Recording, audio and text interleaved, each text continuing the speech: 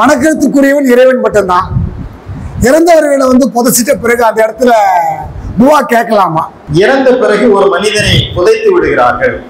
புதைத்த பிறகு அந்த சமாதியிலே நின்று நாம் துவா கேட்கலாமா என்ற ஒரு கேள்வி. தாராளமா கேட்கலாம். என்ன கேட்கலாம் என்று சொன்னால், அவருக்காக நாம துவா கேட்கணும். நாங்கள் இறந்த பிறகு ஒரு மனிதரை புதைத்து விடுகிறோம். புதைத்த பிறகு இஸ்லாத்தில் கல்லறை என்ற கான்செப்டே கிடையாது. மண்ணறை தான், அடைச்சிட்டு வந்துடும், அவ்வளவுதான். அங்கே நினைவு சின்னங்கள் எழுப்பப்படுவது இல்லை. ஆனால் பக்தி மிகுதியாக சிலர் அளப்பெரிய சாதனைகளை செய்த அறிஞர்களாக இருப்பார்கள். அவர்கள் மீது கொண்ட பேரன்பின் மிகுதியினால் என்ன செய்வார்கள், அவர்களுக்காக தர்காக்களை இங்கே கட்டி வைத்திருக்கிறார்கள். இஸ்லாத்தின் பார்வையில் தர்காக்கள் என்பது இல்லை.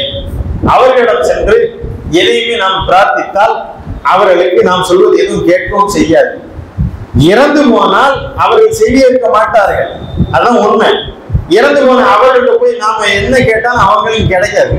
நாம் கேட்கக்கூடியது இறைவன் ஒருவனிடம் தான். இஸ்லாத்தை பொறுத்தவரையில் இறைவன் ஒருவனிடம் தான் கேட்க வேண்டும். இடைத்தரகர்கள் இல்லை, இடையில இருக்கக்கூடியவர்கள் யாருமே கிடையாது. நேரடியாக நீங்கள் இறைவனிடம் பிரார்த்தியுங்கள்.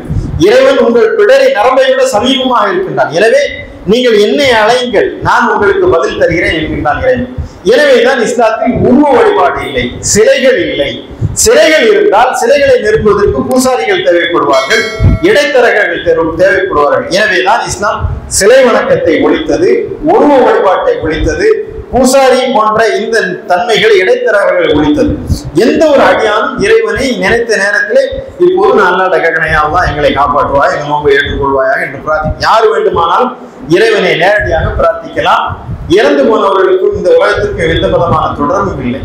ஆனாலும் நாங்கள் அடக்கத்தலத்திற்கு செல்கின்றோம். எதற்காக அடக்கத்தலத்திற்கு செல்கின்றோம் என்று சொன்னால், அங்கேயுமே நாங்கள் பிரார்த்தனை செய்வோம். என்ன பிரார்த்தனை செய்வோம்? அவருக்காக நாங்கள் பிரார்த்தனை செய்வோம்.